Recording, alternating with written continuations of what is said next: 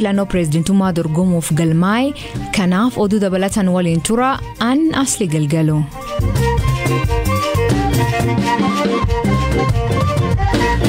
Dhaggeeffattoonni oduutiin jalqabaanii Jabuutiin tarkaanfii waraanaa daangaa isii keessa kaa'uun biyyoota irraa fudhatamuu akka hin eeyyamne beeksifte. Biyyattiin kakajette Jeneraalii waraana Ameerikaa buufata Jabuutii waraana Itoophiyaa wal qabatee humni waraana Ameerikaa Jabuutii jiru deebii kennuuf qophii jechuu BBC'tti Muusaa Hordofeetti beekaa Toomaa dabalata qaba.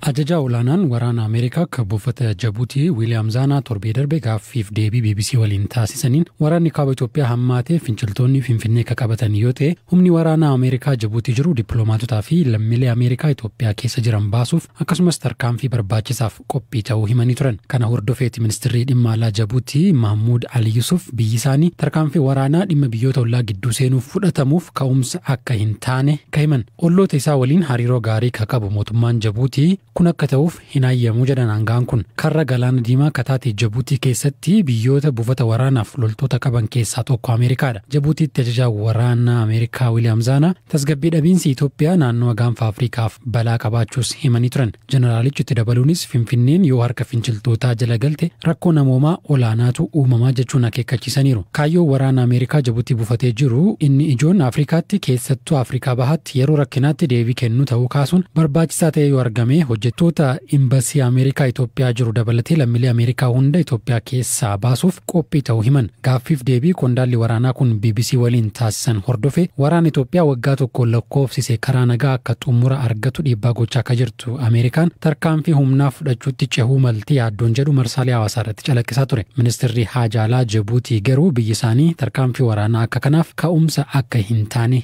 hubachiisan.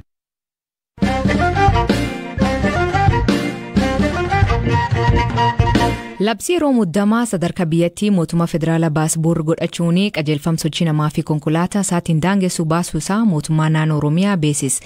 Qajeelfamii haali yeroo ammaa biyyattiin keessa jirtu wal qabate nageenyi waaraa bu'uu fi miidhaan lammiilee ga'uu hambisuu fi bahee jedhetti gaafatamaan itaana biiroo kominikeeshinii Oromiyaa obbo Gizaachoo Gabbisaa beekaa ta'umatu dubbise.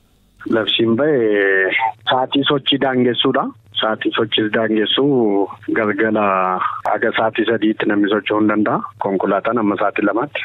Haga sa'aatii meeqaatti kan socho'uu hin dandeenye? Hanga sa'aatii 11 walakkaa. 2 walakkaa haga 11 walakkaatti. Kan namaa sadii hanga 11 walakkaatti.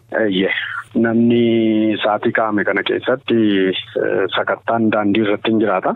Iddoo sochiidhaan sakattaamu hin jiraata. Iddoo naabbiidhaan sakattaamu hin jiraata. Sakatta'iinsi kun walitti fufiinsaan miti kan godhamu. Guyyaas miti kan godhamu. Irra guddeessa kan godhamu halkanii garuu guyyaa iddoo muraasa iddoo barbaachisaa jedhamee amanametti kan raawwatamudha. Galgala garuu magaalota keessatti akkasumas dhaabbilee mootummaa fi hawaasaa jiran sakattaan ni taasifama. Kanaafuu amma qajeelfamni haaraan bahe kuni sochii sa'aatiin daangessuu fi sakatta'iinsuma kanuma lamaan irratti kan xiyyeeffatedha. Kana irratti kan xiyyeeffatedha. Kana keessatti garuu dirqamni lammiilee mana kireessan irra taa'ee jira. Eenyummaan namaa akka hubatamuuf kan mana kireessu dirqama beeksisuu qaba jechuudha. Nama gara mana isaatti dhufu beeksisuu qaba. Kanarra darbee immoo namni kireeffachuudhaaf itti dhaquus waan eenyummaa isaa ibsu of harkaa qabaachuu qaba. Kireeffataanis kireessaanis dirqama kana beekanii giddugaleessota uummataa kanneen akka gandaa waajjira poolisii isaan kanatti eeruu kennuudhaan akka galmaan hin taasifama. Galmaanis waraqaa akka argatan hin godhama. Hordoffiin akkasiis hin jira jechuudha. Qajeelfamni kun akka bahu sababni maayinni yaaddoon nageenyaa addaa mootummaan naannoo Oromiyaa qabu jira moo maaliif qajeelfama kana baase? Nageenyi biyyaa waarawaa akka ta'uu fi akka mirkanaa'uuf qaamni adda addaa sochii adda addaa godhu karaa lootee galtummaatiin miidhaa uummata irrattis akka hin geessifneef dabalataan qabeenya irrattis akka hin geessifneef jedhameeti kan qophaa'edha. Yaaddoo addaa kan jiru beekamaadha. Akka biyyaatti haalli jiru waliigala Oromiyaas ni ilaallata. San qofas miti haala qabatamaa naannoo Oromiyaatiinis magaalota keessattuu sochiin meeshaalee seeraan ala akkuma sana daldalli seeraan ala jireenya lammiilee irratti miidhaa geessisuu danda'u. Shirri dinagdee miidhaa geessisuu danda'u akka raawwatamneef xiyyeeffannoo addaatiin dhimma ilaalameedha. Waraana deemaa jiru kana wal qabatee namootni buqqa'anii baqatanii dhufan gara naannoo Oromiyaatti shanootti torbee darbe gabaasawwan adda addaa argaa turre. Lammata immoo sochiidhuma hidhattoonni taasisan kana wajjin keessaayyuu isaan warri hidhatan kuni naannoo Finfinneetti marsaa jirra magaalaa akka laga Xaafoo kana fa'aa keessa socho'aa jirra waan jedhu fa'aa kana hin dhageenya gama isaanii waan ta'eef kan akka yaaddootti ni ilaala mootummaan naannoo Oromiyaa. Inni kun kallattii naannoo Oromiyaatti utuu dhufin naannoo Oromiyaan alattis qaamni kamuu waan ittiin socho'u eenyummaa isaa kan ibsu qabachuun sababa socho'uuf qabaachuun murteessaa ta'e argameera jechuudha. Haa ta'uti kan sochii humnoota namoota muraasaa tibba kana bakkaa bakkatti mul'atu jedhu kana dhimmoonni qulqullaa jiran jiru. Mootummaan yaaddoo gama dhufanii Finfinnee marsanii naannawaa kanatti mul'ataa jiru jedhu hin qabu. Sababi isaa yaaddoo inni hin qabneef lammiin akka naannoo Oromiyaatti tibbana socho'aa jiru. Eessattuu diinni akka bira darbee magaalaa to'achuu miti yaaluu hin dandeenye qabatamaadhaan agarsiiseera. San qofa miti raayyaan ittisa biyyaa qaamoleen nageenyaa mootummaa naannichaa akkasumas milishaan gandaadha sadarkaan jiran iddoo jiranitti tarkaanfii qabatamaa fudhachaa jiru. Lootee galtuun hin jirtu jechuu miti kun immoo magaalota keessatti lootee galtoota balaawwan geessisuuf ergama juntaa fudhatanii socho'anis ta'ee mataa isaatti ofiinsaa juntaan iddoo itti qabamu hin jira jechuudha. Qajeelfama haaraa kanaan qaamoleen nageenyaa milishaan warreen sakkattiinsa kana raawwatanii namoota nagaarratti namoota jiruuf jireenya idilee isaanii gaggeessan irratti sarbama adda addaa kan geessisne of eeggannoon godhamu maalidha? Qajeelfama kana da'oo godhachuu. Baay'ee gaaffii gaariidha. Qajeelfamichuma keessatti qaamni seeraa ulaagaan inni guutuu qabutu taa'ee jira. Qaamni kamuu sababa gahaa hin taaneen karaa seera qabeessa hin taaneen maqaa hordoffii kanaatiin yookaan labsii yeroo hatattamaa kanaatiin miidhaa geessisu qaama seeraas ta'ee jechuudha. Seera duratti itti gaafatamummaa kan hordofsiisu taa'eera jechuudha labsii kana keessatti. Akkaataa labsii kanaatti namni heeruu gahaa hin taaneef qabatamaa hin taaneen nama qabee ofiisaatti seera duratti gaafatamaa waan ta'uuf hordoffiin gama sanaan taasifamu hin jira jechuudha. Sana qofa miti caasaa sadarkaan jiru hunda yaada uummataa hin fudhatama, deeggarsi uummataas hin gaafatama, inni kun hin hordofama. Komaandi poostiin sadarkaadhaan dhaabatu hundinuu gamaggamaa hin deema, hanqinoonni bakka jiranitti sirreeffamu hin taasifama.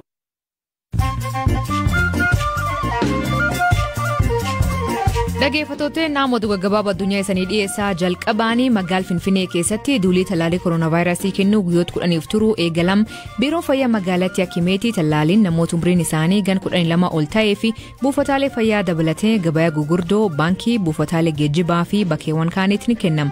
Ammaan dura Finfinneetti namni tallaalii fudhate nam 500 qofa. Loltoonni Uganda 5 waraan gamtaa Afrikaa keessa tajaajilaa jiran hagayi keessa namoota nagaa 7 ajjeesuun himataman yakkamtoota ta'uun irratti mirkanaa'e. Loltoota kan keessaa lamirratti murteen du'aa murtaa'u ka hafan sadin irratti ammoo hidhaa waggaa 39 itti murtaa'e. Loltoonni sadan kunin Uganda deebifamanii murtee hidhaa isaanii mana achiitti dabarsan. Mani murtii keenya ajjecha lamee British Alexander Monson ka waggaa 10 dura magaal qarqar galaanaa Diyaanitti addotoonoo poolisii jarjilu lubbuun dabree fi poolisoonni himataman 4 hidhaa waggaa 9-15 itti murtaa'e. Poolisoonni jalqaba waggaa kana amma murtii dhiyaatan gurbaa kan reebanii akka jeesan mani murtii ibs. Monson ka yeroo sunitti umrii gan 28 haadhisa waliin Diyaanii keenya keessa jiraachaa ture. Ilmi pireezidantii duraanii Liibiyaa Muhammad Gaddaafii filannoo pireezidantummaa yeroo jalqabaatiif biyyattii keessatti geggeeffamuuf jirurraatti dorgomuu akka dhimamaatti galmaa'e. Saif al-Islaam Gaddaafii sila abbaa isaa dhaaluuf ture. Haa ta'u malee deeggartoonni isaa tarkaanfii gara jabinaa yeroo mormii waggaa 10 geggeeffameetti maqaa isaa xureessan. Abbaan alangaa waraan biyyattii garuu gochawwan yakkaa raawwatu jechuun galmeessin isaanii akka dhaabbatu gaafate. Saif murtii idil addunyaa dabalatee qaamolee hedduutu qabuu fi ajajma murtii qabu.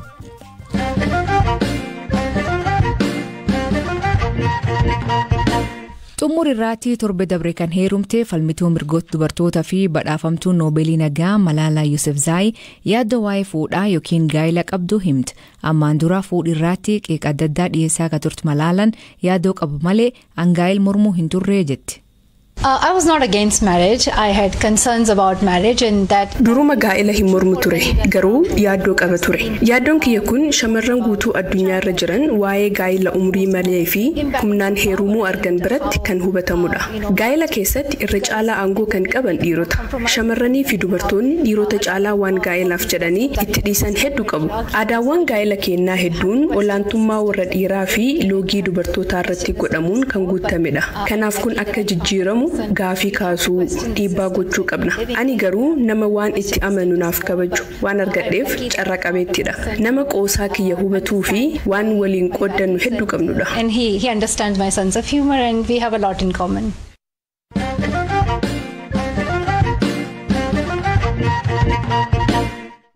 Waraanii waggaa tokkoof Itoophiyaa deemaa jira dhaabbatuu fi furmaanii karaa nagaan akka argamu addunyaan dhiibba cimaa mootummaa Itoophiyaa irratti geessisaa jira.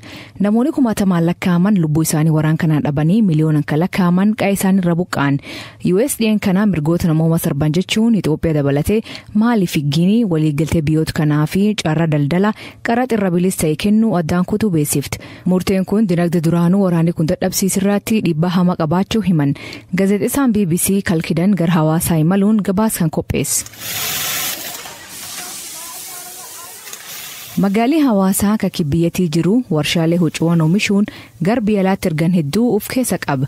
Keessattuu carraa US biyyoota Saharaa gadi jajjabeessuuf uumte Africa Growth and Opportunity Act kaagoo beekamuutti fayyadamuun garbiyyatiitti guddoo ergan. Waliigaltee kanaan biyyoota oomishaalee isaanii qaraxa malee gabaa United States akka dhiyeessan eeyyama. Fayyadamtoonni jalqabaan waliigaltee kanirra faayidaa argatan dhaabbata Epic Apparels kadame garee Epic jedhamanii Hong Kong irraa. US amma waraan waggaa tokko kaabiyyatiitti deemaa jiruun sarbamii mirgoota namoomaa raawwatamee jechuun jalqaba waggaa dhufurra eegalee waliigaltee kan haaquu ibsiti. Rahit Nair itaana pireezidantii dhaabbatichaa. We started business in Ethiopia. Wanti Itoophiyaatti yookaan biyyoota Saharaa gadii jiranitti daldala kana akka eegallu nu kakaase carraa isaan oomishaalee qaraxa malee gabaa United Statesiif akka dhiyeessan qaban qofa. Kanaaf murteen kun nu yaaddesseera. Yoo waliigalteen agawaa kun hin jirre biyya biraatti godaanna. Kanaan booda Itoophiyaa jiraachuun faayidaa nuu hin qabu. For us to survive in Ethiopia. Waraanii kaabiyyattii teegal kuniin akka malee dinagdee biyyattii miidha. Warshaaleen akkanaa namoota kumaatamaan lakkaa'aman qacaree jira. Keessattuu dargaggoota fi dubartoota. Amma ugurii sababa waraan kanaaf oomishaalee alaatti ergan kaan jireenya isaanii balar buusuun yaaddoo uume. Waggoota 10 fi Afrikaa keessa Itoophiyaan dinagdee saffisaan guddachaa jirti qabni jechuun kooraa turte. Garuu waraanii naannoo Tigraayitti eegalee gar kibbaatti babal'achuun qabeen fixee guddin dinagdee laf jala harkis. Akkuma hawaasni idil-addunyaa ugguraan dhiibbaa Itoophiyaa harkaa jiruutti namoonni hedduun haalii aganirra maataa jechuun sodaachaa jiran. Hojjetoota 2,000 ol ka dhaabbata uffata kan keessa hojjetan Xuru Worq tokko haadhi ijoollee lamatun galii as argattuun waggaa 4f maatii isii gargaaraa turte. Warshaan kun cufamnaan filannoo biroo hin qabu. Hojii dhabee haadha mana keessa teessuun ta'a. Yeroo gariin kan of gaafadhu warshaan kun jiraachuu baannaan shamarran kanaa fi namoonni hedduun kun maal ta'uu kan jedhudha. Gara abbaa fi haadha isaaniitti yoo deebi'an malee achitti yoo deebi'an immoo ba'aa warra isaanii ta'u. Tamallisoo naaf abbaatuun maaschagar nabara. Itoophiyaan murteen daldal qaraxa irra bilisa kanaa isaan keessa haaquu gaddisiisa ta'uu himti. US marii kana kirdeebiin laaltu gaafatti. Agoon waggaatti $1 miliyoon dinagdee Itoophiyaaf galchee namoota 100,000 hojii uuma. Keessattuu dubartoota warshaalee huccuu keessa hojjetan. Namoonni as hojjetan hedduun waraanitti fuufaa jiru kun karaa nagaan akka furamuu fi hojii fi jireenyi isaanii akka baraaramuu abdachaa jiran. Dhaggeeffattootni sagantaan irraa ganumaa nu waliin turuu keessaniif ulfaadha isaniin jenna. Mammaasii galgala kanaa dubbii namaatti himan malee namaatiin hidhan hiikan isa maanii koomentii keessatti nu beeksisa. Sagantaa kan qopheesse Beekaa Toomaa gam teknikaatiin Oskar Bunga keessaniif dhiyeessan Asli Galgalooti Agborisaatti akkana nagaa waaqa kee bulaa oraa bulaa deebana hangafamaan dhan bulaa.